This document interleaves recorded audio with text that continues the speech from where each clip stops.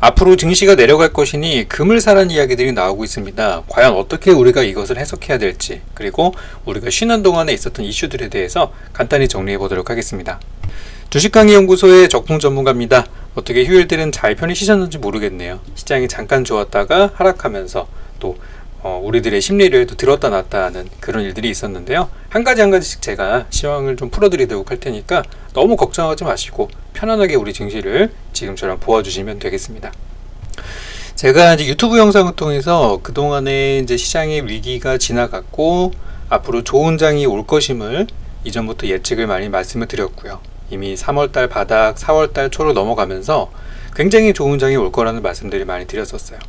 그때가 아마 1700선 정도, 1600선 이 위기도 겪었었죠. 힘든 시기도 있었지만 시장은 어느덧 2000선 근처까지 올라오면서 거의 4월 한 달 계속해서 상승장이 이어졌어요.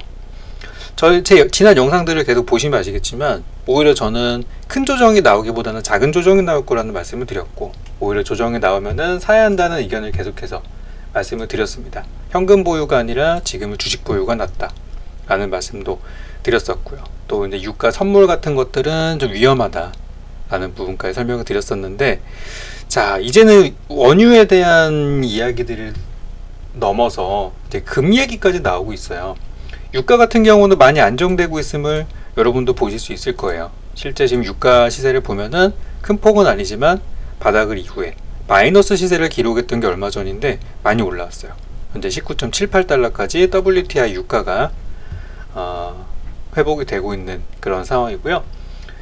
자, 지금 나오는 얘기들을 이제 보면은 유가 같은 경우는 5월달부터 주요국들이 감산하기로 합의를 했기 때문에 회복이 되고 있는 흐름이에요. 그러니까 이제 원유 인버스 사신 분들은 지금 굉장히 힘든 시기가 아닐까 생각이 듭니다. 하지만 이제 그 원유 상품 자체가 이 원유의 실물을 추정하지 않는 상태가 됐기 때문에 이제 투자 가치가 많지 않음을 지난 시간에 말씀을 드렸었어요. 저는 이제 이런 것들이 나오면서 이제 감산하고 또 코로나 극복 흐름으로 가게 된다면은 당연히 이제 유가 수요가 늘어나니까, 기름 수요가 늘어나니까 차차 좋아지겠구나. 저는 뭐 그런 생각 정도만 하고 있고, 투자는 아직은 좋은 시기는 아니라고 보고 있어요. 그래서 유가가 이제 안정이 되고 나니까 이제 금 얘기가 나오고 있는데요. 한번 볼까요? 자, 여기 보시면 몸값이 고공행진 중인 금이 얼마나 오를까라고 5월 3일 아침 6시에 기사가 나왔습니다. 자, 지금 올라가는 게 뭐가 있을까요? 주식도 좀 올라가죠. 증시도 올라가고 있고, 만약에 내려가는 주식을 사셨다면 잘못 사신 거예요. 주식도 올라가지만 이제 금이 올라간다고 해요. 그래서 기사 제목부터 고공행진 중인 금이 얼마나 오를까라고 마치 더 오를 것처럼 기사를 이렇게 적어놨죠. 근데 우리는 더 이상 이런 제목에 낚이시면 안 되고 내용을 보셔야 돼요. 그래서 내용을 보니까 사람들이 이제 안전자산 수요가 늘어나고 있다, 세계적인 유동화 정책이 영향을 주고 있다라고 얘기들이 나오고 있어요. 금융투자업계는 세계적 유동화 정책에 당분간 금값이 오를 거라고 전망을 했다고 합니다. 그런데 안전자산을 선호했다면 어떻게 됐을까요? 지금 우리 증시가, 우리는 여러분들은 한국에 투자하시는 분들이기 때문에 우리 증시가 이 사이에서 3월달 그 난리통을 겪고 한 달 만에 이만큼 올라왔어요. 한 달 반 만에 엄청난 상승을 보였습니다. 1400포인트에서 1900포인트까지 올라왔어요. 안전자산에 투자했으면 이 기간에 얼마나 수익을 얻었을까요? 굉장히 작은 수익을 얻었겠죠. 오히려 위험자산에 투자했었어야 굉장히 큰 수익을 얻는 구간이었기 때문에 지금 안전자산 선호가 늘어나고 있다는 것은 현 시장의 방향을 제대로 읽지 못하고 주변의 뉴스들이나 그런 뭐 앞으로 안 좋은 일이 나온다라고 하는 그런 어떤 정말 가짜뉴스만도 못한 그런 분석 정보와 그런 내용들 때문에 많은 분들이 영향을 받고 있다는 거예요. 제가 이 방송을 꾸준히 했지만 제가 막 조회수가 몇백만이 나오는 그런 영상도 아니다 보니까 그냥 이 영상을 시청하시는 우리 소수의 분들만 아마 좋은 전략을 세워줬을 거라고 저는 믿고 있어요. 그래서 이제 금 얘기가 나온다는 거는 아직도 그렇게 시장에 두려워하시는 분들이 많다고 생각을 하고요. 한 가지만 보여드릴게요. 지금 현재 국제 금 시세입니다. 금 시세가 지금 어떻게 진행이 되고 있냐면 이게 온스당 1온스당 금 시세예요. 우리는 뭐 한 돈, 두 돈 이렇게 얘기를 하지만 이건 국제 단위로 측정을 한 거거든요. 근데 금 시세가 어떻게 되고 있냐면 제가 기사를 본 거는 5월 3일 기사가 금시세가 고공행진한다는 얘기를 들었는데 실제 지금 국제 금시세를 보면은 이미 4월 14일날 고점을 찍고 내려가는 중이에요. 그럼 이거는 어떻게 해석을 해야 될까? 이거는 고공행진은 하고 있다고 보는 게 뭐 월봉 차트로 보거나 연봉 차트로 봤을 때는 올라간다고 얘기할 수도 있겠죠. 근데 그렇게 보더라도 이 전고에 대한 부담감, 이전 고점에 대한 부담감이 있을 뿐더러 상세하게 본다고 하면 이미 하락한 지가 2주 정도 되고 있는 상태이기 때문에 여기서도 올라간다고 보기보다는 사실은 추세가 좀 꺾였다라고 보는 게 맞는 부분이거든요. 이런 부분 해석할 때는 이렇게 가고 있는 추세가 좀 이제 이탈했다 라고 보는 게 맞는 거기 때문에 저는 이제 이런 기사 내용들을 뭐 참고는 하는 게 좋겠지만 너무 절대적으로 믿으면 안 된다는 생각이에요. 우리가 보통 주가 분석을 할 때 이런 식으로 고점과 저점을 연결해 놓은 선을 그려놓고 정상적인 이 흐름을 타는 주가라면 이렇게 타고 가지만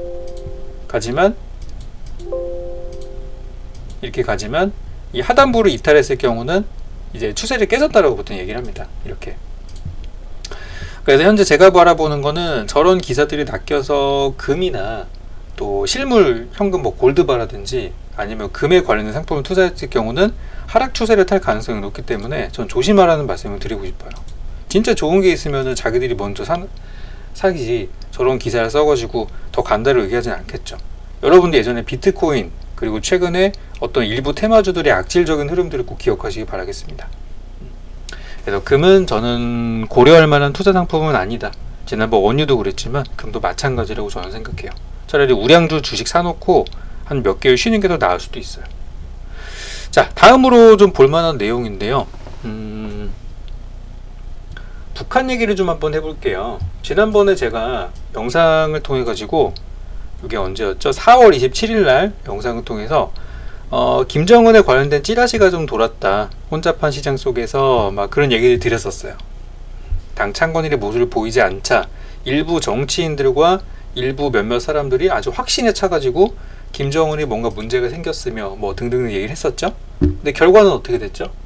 정상적인 모습으로 돌아왔어요.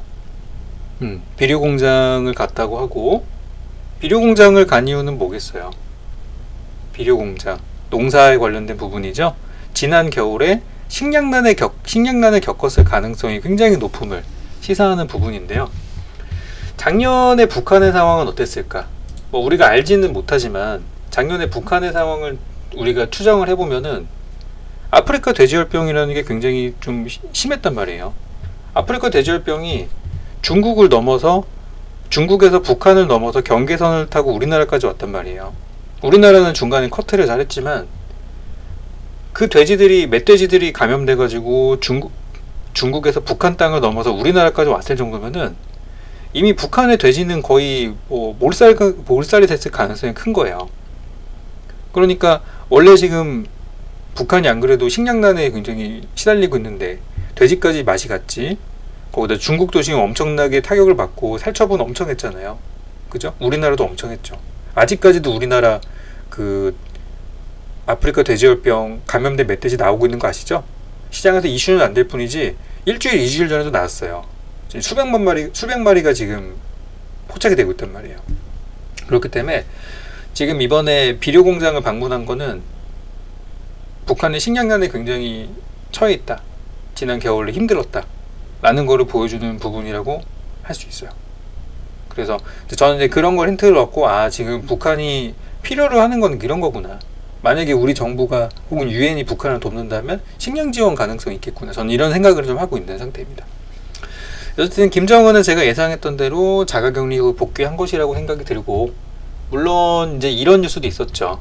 김정은 컴백하고 나서 북한이 우리군 GP를 향해 총을 쐈고요. GP를 향해 총을 쐈는데 그냥 허공에 쏜 게 아니라 GP 벽에다 쐈어요.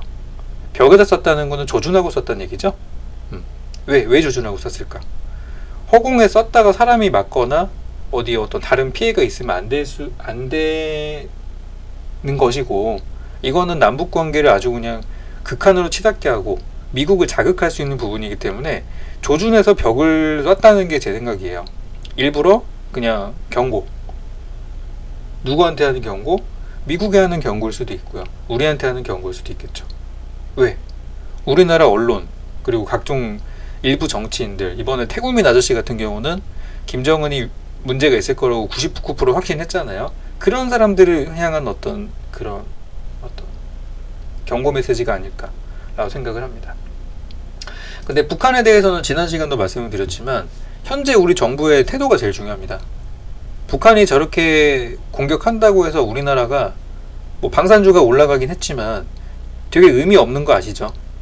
우리나라는 지금 경기를 살리기 위해서 코로나19로 대응하기 위해서 지금 국방 예산을 줄이고 있는 중이에요. 근데 방산주가 올라간다는 게 뭔가 그냥 아이러니하죠. 그게 참 테마의 우스운 부분이긴 한데 그만큼 두려워하는 사람들이 많다고 해석하시는 거고, 이제 김정은 컴백했으니까 조만간 방산주들은 굉장히 힘든 시기를 겪겠죠. 한동안 뭐 그런 부분들인데, 우리 정부가 북한이 저렇게 도발하거나 저런 뭐 미사일을 쏘거나 그런다고 해서 우리도 맞대응을 하는 경우가 없어요. 지금은. 그죠? 그 이유는 뭐냐면 우리 정부의 그 방향성, 정책 방향성이 어쨌든 북한이랑 사이좋게 지나서 경제협력을 하자는 게 우리의 정부의 목표이고, 지금까지 그 틀을 벗어난 적이 한 번도 없단 말이에요. 만약에 이 사건을 비난을 한다고 하더라도 대통령 선이 아니라 뭐 장관급이나 장관 이하급에서 어떤 뭐 불만을 표할 수는 있겠지만 어떤 높은 급에서 그런 얘기를 하진 않을 거예요. 아마도 그럴 가능성이 크다고 생각하고, 뭐 여기 뭐 9.19 군사합의가 위배됐다고 얘기는 하지만 만약에 이게 진짜 문제면은 대통령이 나서가지고 왜 그러냐고 했겠지만 저는 그럴 생각은 없을 거라고 생각하고, 이미 미국의 반응을 보니까 우발적인 판단으로 생각이 된다. 그러니까 계획적이 아니라 그냥 뭐 다른 거를 오인해서 쐈다, 뭐 그런 식으로 그냥 넘어가는 분위기예요. 사실 미국 같은 경우는 코로나 때문에 남의 나라 신경 쓸 상황이 아닙니다 지금. 그렇기 때문에 그냥 북한에서 트러블이 나는 거를 이제 원치 않고, 안 받아주면 끝인 거거든요. 저거는 받아줘야 이게 문제가 생기는 거지, 안 받아주면은 의미 없는 거예요. 그래서 북한이 아무리 저렇게 해도 우리 남측에서는 북한 바라기, 그래 알았어, 이거 사고지, 그래 다음부터 그러지 마, 이렇게 넘어갈 게 분명하고, 미국은 지금 거기까지 신경 쓸 상황 아니니까 그냥 아무튼 조용히 하고 있어, 이렇게 끝날 가능성이 높다고 보는 거예요. 그래서 만약에 이런 것 때문에 남북계엄 쪽에 조정을 받는다면 저는 사야 된다고 봐요. 우리 지금 매수할 기회라고 생각하고, 굳이 막 올라가는 거를 급하게 따라볼 필요가 없이 저런 내용으로 나와서 불안 심리가 클 때 사면 되는 거예요. 아직 우리 정부, 우리 문재인 대통령 임기 많이 남았습니다. 그거를 기억하고 길게 보셔야 돼요. 빠질 때 살 수 있겠죠, 그렇게 하면은. 그래서 이제 북한에 대한 이슈도 이렇게 정리를 하면 될 것 같아요. 자, 그 다음으로는 좀 희망적인 얘기를 좀 볼까 하는데요. 베트남을 좀 보려고 해요. 이번에 이제 5월 달부터, 지금 5월 1일부터 한국과 중국과의 어떤 교류의 물꼬가 좀 터지고 있는 상황입니다. 기업인들이 방문할 때는 원래 자가격리 2주 이상을 해야 되지만 이틀로 줄이기로 지금 이야기가 서로 됐어요. 그래서 5월 1일부터 한중 간의 어떤 인적 교류가 시작될 수 있는 그런 요인이 이제 스타트가 됐어요. 왜냐면 전 세계적으로 한국과 중국이 어쨌든 가장 빠르게 코로나 대처를 했다라고 이야기를 하고 있기 때문에 전 세계적으로 지금 힘들잖아요. 러시아 같은 경우도 이제야 검사하는지 모르겠지만 러시아 환자 터지고 있죠 지금. 미국 같은 경우는 전 세계에서 환자가 제일 많죠. 그게 왜 그렇겠어요? 검사를 막 하니까. 일본도 지금 환자 막 난리 나고 있죠. 영국은 어때요? 영국은 이제서야 막 저거 어플 있죠, 모바일 앱. 이거 우리나라 진작에 했던 거 영국은 막 인지하고 있대요. 우리는 이거 이미 2달 전에 했던 거 아시죠? 우리나라는 2월 달부터 했던 겁니다. 참, 우리나라가 이 모바일 강국이라는 게 딱 알 수 있는 부분이죠. 영국은 이제 안 돼요. 사망자 늘어나니까. 얼마나 늦은 거예요. 그죠? 그러니까 다른 나라 상황은 다 그래요. 근데 이제 베트남이 지금 전체 확진자가 8일째 0명을 유지하고 있고 8일째 없고요. 그리고 중국이랑 국경이 접해 있는 나라임에도 불구하고 첨단 기술이 발전한 나라도 아닌데 전체 확진자 수가 966건 정도로 굉장히 적은 거예요. 확진자가. 왜 그러냐? 왜 그러냐? 어떻게 이게 가능하냐? 이거는 확진 한 건당 코로나 검사 건수고 전체 확진자는 270명으로 끝났대요. 엄청난 거죠.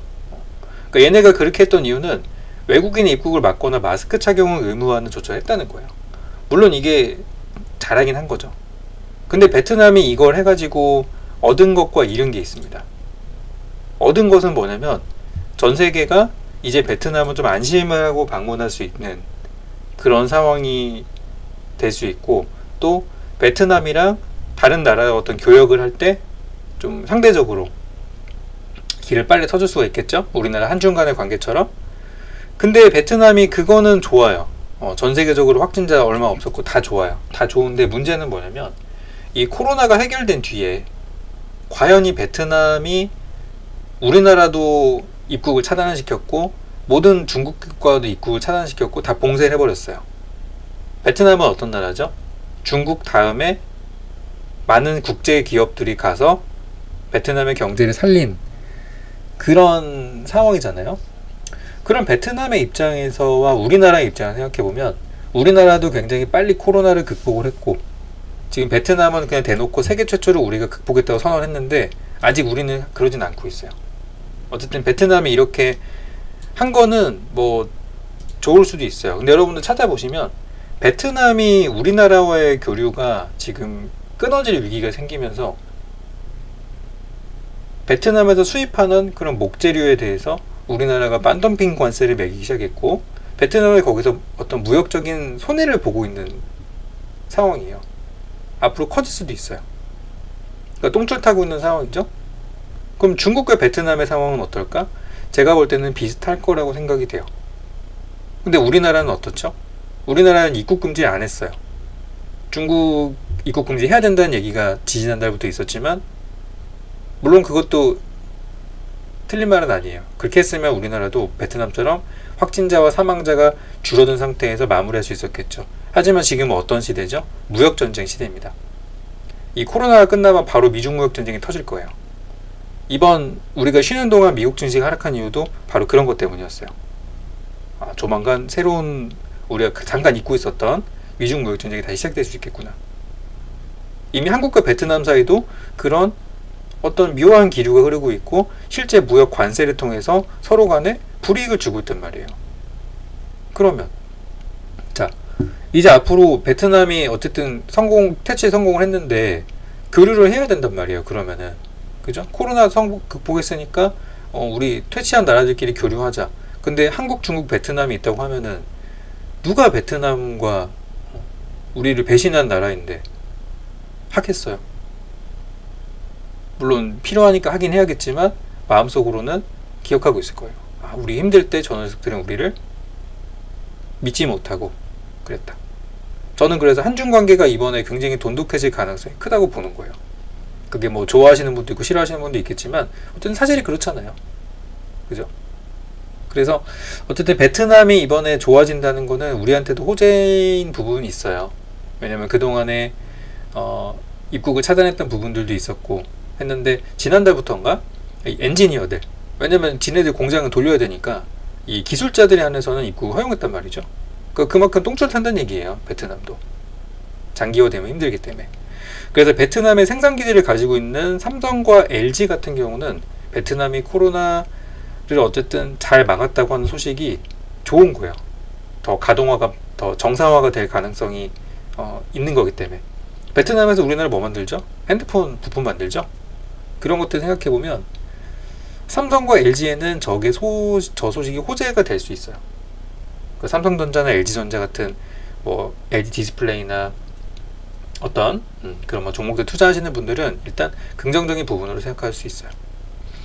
그래서 저렇게 이제 세계 최초 이제 선언하는 나라들이 생기기 시작하면서 우리나라도 이제 조만간 선언했으면은 좋겠다는 생각도 들고, 그러려면 여러분들 마스크 잘 쓰시고 또 자가격리 필요하신 분들 하시고 조금만 더 조심하시면 될 것 같아요. 자, 어쨌든 좋은 소식입니다, 이거는. 자, 그리고 그 다음은 이제 시장이 내려간다라고 보시는 분들이 많이 있어요. 아직도 있어요. 아직도 시장이 내려간다 하시는 분들이 있는데, 사실 그동안 수익을 내셨던 분들은 그런 생각 안 할 텐데, 만약에 시장 하락장이 오더라도 그동안 벌어놓은 게 있으니까 대비할 수 있을 텐데, 이제 무서워서 못 사는 그런 상황이죠. 너무 많이 올라서. 저는 이제 앞으로 시장이 올라가든 내려가든 그거는 이제 저는 시장이 좀 몸을 맡기는 편이에요. 올라가든 내려가든. 중요한 건 뭐냐면 시장이 올라간다고 내 종목이 다 올라가진 않아요. 여러분들 아시죠? 대신 시장이 내려간다고 내 종목이 다 빠지진 않습니다. 그만큼 종목을 포트폴리오를 잘 구성해 놓으면은 그런 것들을 이제 대응할 수 있는데, 여러분들은 그런 생각 하셔야 돼요. 시장이 올라간다고 내 종목도 올라가진 않는다. 그 무슨 얘기냐면 증시가 올라간다 내려간다를 맞추는 거는 아무 의미 없다는 얘기예요. 여러분들이 코덱스 레버리지 인버스 같은 거 사지 않으신다고 하면은 증시 올라오고 내려오고 맞추는 게 뭐가 의미가 있습니까? 그죠? 내가 어떠한 기업을 분석해서 지금 현재 저평가인 거 사서 올라가서 수익을 내는 그런 것들이 중요하지, 지수 맞추기는 저는 의미가 없다고 생각해요. 그래서 시장에 저는 뭐 내려간다 하더라도 그래 내려갈 수 있어, 그렇게 생각하는 편이고, 대신 시장이 내려가더라도 올라갈 수 있는 종목을 여러분들이 빨리 캐치해서 편입을 해 놓으시는 게 지금 꼭 하셔야 되는 부분이라고 생각해요. 그래서 지금 이제 정부가 최근에 이제 수출 지원을 또 하고 있잖아요. 우리나라 마스크가 지금 넘쳐가지고 마스크 기업들이 빨리 수출 금지된 상태인데 이걸 뚫어달라 막 그러고 있는 상황이고, 최근까지도 우리나라 진단키트가 막 인기를 끌고 있죠. 자, 최근에 나온 뉴스입니다. 지금 요거는 진단키트 등 K바이오, 이 K바이오라는 단어가 나오기 시작했어요. 제가 지난달부터 K바이오가 많이 좋을 거라는 예측을 했었는데, 이제 한국의 바이오 기업들 얘기하는 거죠. 어떤 내용이냐, 해외 인증을 획득하는데 지원금을 주겠다는 거예요. 그러니까 우리나라에 있는 기업들이 해외에 수출하거나 그러려면은 인증을 취득해야 돼요. 인증을 취득해야 그 나라의 어떤 규격이나 어떤 기준에 맞는 제품이라는 게 인정이 되는 거고, 그렇게 해서 활로를 뚫겠다는 거예요. 근데 아무 기업이나 다 해당이 되는 게 아니라, 첫 번째로 코로나 관련 예방 진단 관련 중소기업을 우선 지원한다는 방침이라고 합니다. 그럼 지금 진단키트, 진단기기, 또 뭐 있어요? 마스크도 있죠? 마스크, 또 뭐 있어요? 뭐 방역용품, 손소독제, 이런 것들이 지금 현재 실제 매출도 많이 늘고 있고 앞으로도 한동안 가능성이 있는 애들이에요. 여기 최근에 나온 정보를 좀 보시면은 이제 주요 수출품에 대한 얘기들이 나오고 있어요. 보면은 방진복 같은 경우는 수출이 325배가 늘었대요. 컴퓨터 관련 부품은 2배. 왜냐면 다 집에서 재택근무하니까. K-메디컬, K-언택트 수출이 급등을 한다고 합니다. 그래서 일부 품목은 4월 수출이 작년 대비 325배가 늘었다고 하고요. 특히 한국이 코로나 방역 모범국으로 뽑히면서 한국산 제품들을 많이 수입을 하고 있는 상황이에요.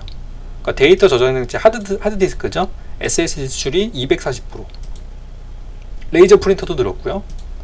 또 원격 수업 재택근무, 노트북, 그죠? 노트북은 어디로 많이 팔려가요? 중국과 베트남을 중심으로 수출이 늘었다. 왜 중국과 베트남이에요? 우리랑 교역하는 나라들이잖아요. 아까 확인했죠? 클라우드 서비스, 거기다가 이제 즉석밥, 뭐 햇반 같은 거 만드는, 햇반이 또 CJ 거니까 그런 데 며칠 늘겠죠. 김치, 라면, 빵, 고추장, 돼지고기, 닭고기 뭐 다 잘 되고 있는 거예요. 그리고 위생용품 쪽에서도 화장지 소재가 240%, 손세정제가 82%. 이게 지금 증시가 내려가도 오히려 이번에 실적이 좋아지면서 올라갈 수 있는 기업들이 말씀드리는 거예요. 거기다가 방역 제품이 대박이죠. 방역 제품 같은 경우는 올해 1월까지만 하더라도 164만 달러에 그쳤던 의료용 방진복 같은 경우는 무려 증가율이 3만%가 늘었대요. 그거 얼마나 늘어난 거예요? 살벌하다는 거죠. 의료용 방진복. 외국에서는 이게 지금 없어가지고 그냥 비닐 같은 거 쓰고서 하고 있다고 하니까 얼마나 안타깝습니까? 그죠? 코로나 진단키트 엄청 늘었죠. 바이오 헬스 업종 자체가 29% 수출이 늘었대요. 외과용 라텍스 장갑은 작년 같은 달 대비해서 7000%, 손소독제는 7700% 수출이 늘었다고 해요. 그러니까 최근에 무슨 알코올 이런 종목들이 손소독제 관련해서 급등하고 있는 이유가 이런 것들이에요. 그러니까 어쨌든 이런 것들이 지금 서로 맞물리고 있습니다.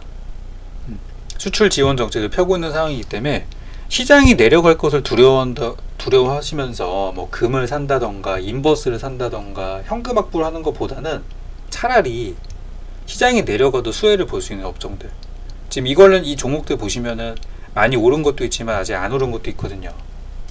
그런 것들을 잘 찾아서 투자하는 게 저는 맞다고 생각을 해요.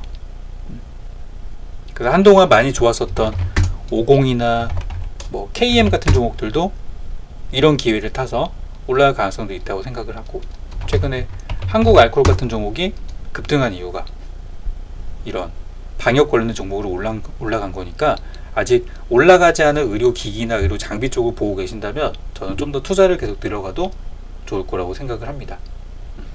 수출이 다 줄었지만 지금 현재 유일하게 늘어난 업종이 이제 바이오 헬스케어 업종이라는 거 보시면은 다 줄었어요. 반도체 좀 늘었어요. 반도체 좀 늘었고, 보시면 이제 줄어든 애들이 많아요. 보면 뭐 대부분 다 사실 줄었죠.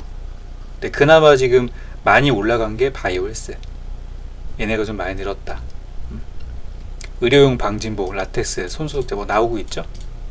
그래서 얘네들이 이제 이런 수출을 많이 한 것이 조만간 실적으로 오기 때문에 지금까지는 테마로 봤지만 이제는 실적으로 볼 수 있게 된 거죠. 그러니까 이쪽을 봐야 되는 이유가 있는 겁니다. 자, 그래서 이렇게 해서 힌트를 또 여러분께 드리도록 하고, 지금 시장은 좀 마무리를 좀 하자면, 지금 시장은 예전에 수익을 많이 냈던 사람이라고 해서 지금 잘 한다고 보기도 어렵다고 생각이 드는 게, 자, 이게 보시면 최근에 난 뉴스인데요. 워렌 버핏이 미국 항공사 주식을 전량 매각했다고 하면서 1분기에 61조 원의 손실을 봤대요. 그 매매를 잘한 거예요, 못한 거예요? 잘 못한 거죠. 잘 못한 거예요. 그럼 워렌 버핏이 왜 저런 선택을 했을까? 왜 저런 선택을 했을까요? 워렌 버핏 잘하는 사람 아니야? 뇌동매매 안 하고 하락장이 온다고 해서 쪼는 그런 사람들은 아니에요.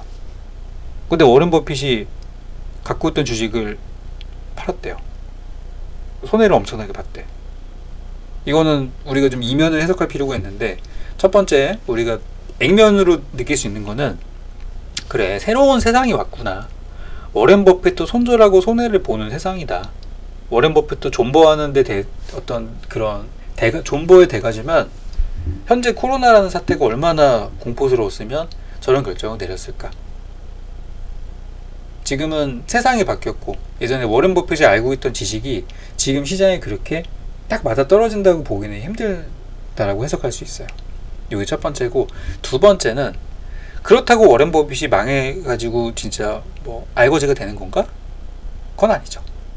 그건 아니고, 61조 원이라는 게 큰 돈이에요. 굉장히 큰 돈이지만 워렌 버핏의 버크셔 해서웨이라는 회사가 규모를 생각한다면 61조 원은 좀 아프지만 조금만 열심히 하면은 금방 복구할 수 있는 돈이기도 합니다. 그렇기 때문에 워렌 버핏은 아마 항공사가 결국 좋아질 거라고 믿고 있겠지만, 워렌 버핏의 투자 전략이라고 한다면 분명히 항공주가 좋아질 거라고 생각해서 가져갈 수도 있었겠지만, 더 좋은 업종을 발견했기 때문에 정리했다라는 부분으로 우리는 해석을 해야 돼요. 보이는 것만 해석하면 안 된다는 얘기예요. 저거 보고서 워렌 버핏 바보야 이렇게 생각하시는 분들은 없기를 바라고, 워렌 버핏한테 61조 원의 손실은 충분히 극복할 수 있는 수준이라는 거, 우리는 그런 것들을 알아야 돼요. 기사 제목 보면은 워렌 버핏도 못 피한 뭐 코로나 뭐 이렇게 바보처럼 글을 써놨죠. 하지만 그렇지 않다라는 거. 그리고 이제 워렌 버핏이 이끄는 버크셔 해서웨이가 워렌 버핏 할아버지 혼자만의 판단으로 운영되는 회사는 아닙니다. 이미 이사회가 있고요. 수많은 주주들의 감시가 있어요. 아마 수많은 주주들이 왜 항공주가 빠지는데 팔지 않느냐라고 엄청난 압박을 넣었을 거라는 게 저는 눈에 선해요. 아마 그런 것들에 스트레스를 받아서라도 그래? 그럼 너네들이 원하면 그래 할게 하면 손절했을 수도 있어요. 그런 이면도 우리가 생각을 해봐야 돼요. 보이는 것뿐만 아니라. 그래서 워렌 버핏이 왜 저런 결정을 내렸을까? 아마도 그런 압박들, 그런 부분들, 거기다가 추가적으로 아마 더 좋은 것들을 뭔가 발견했기 때문에 그쪽으로 갈아타려고 하는 것이 아닌가, 그런 생각이 저는 들어요. 그래서 마무리 좀 하자면, 지금 시장에 대해서 내려간다고 벌써부터 아무런 근거 없이 겁먹는 것보다는, 시장이 내려갈 거라고 생각이 되면은 시장이 내려가는 상황에서도 올라갈 것이 확신이 드는 그런 진짜 좋은 업종을 바닥에서 사면 되는 거예요. 그게 해결책이라고 저는 생각하고, 현금 확보를 하면서 다른 사람들 돈 버는 거 이렇게 부러워하기보다는 지금 조금 노력하면, 어쨌든 지금은 시장을 좋게 보는 사람보다는 나쁘게 보는 사람이 훨씬 많으니까 돈 벌기 좋은 기회라고 생각을 합니다. 너무 여러분들 겁먹지 마시고 걱정하지 마시고, 이렇게 분석을 하면은 진짜 시장이 좋게 갈 것인지 나쁘게 갈 것인지에 대해서 어떤 결론을 서질 거예요. 그러니까 저 같은 경우는 조정이 나오면은 매수 관점을 보는 사람이기 때문에, 작은 조정이 나오면 저는 좋아요. 큰 조정이 나오면은 일단 그때 저는 현금화를 하려고 생각하고 있어요. 지금부터 어디가 고점이니까 거기서 판다, 이거는 뭐 투자자가 아니라 점쟁이죠. 그거는, 그죠? 그런 건 점쟁이기 때문에, 그런 것보다는 저는 이미 상승장의 수익을 많이 냈기 때문에, 하락장이 어떤 시작되는 그런 조짐이 보이면 그때 저는 매도를 들어가도 늦지 않다고 생각을 합니다. 자, 그래서 현재 시장에서 이슈가 되고 있는 주요 논란거리들에 대해서 일단 간단하게 정리 좀 해드렸고, 현재 저의 분석으로는 크게 나쁠 이유는 없다 라는 결론으로 마무리 드리도록 할 테니까요. 좀 추가적인 내용들이 있다면 다음 영상을 통해서 계속해서 여러분들께 정보 드리도록 하겠습니다. 오늘 내용들로 인해서 여러분들이 심적 부담감이 있었다면 좀 털어버려졌으면 좋겠고, 다음 영상을 또 기다리시는 분들 계신다면 구독도 한번 해주시면은 바로 또 뜨니까 알람 설정 이렇게 해놓고 가시면은 다음 영상 또 알찬 내용으로 준비하도록 하겠습니다. 감사합니다.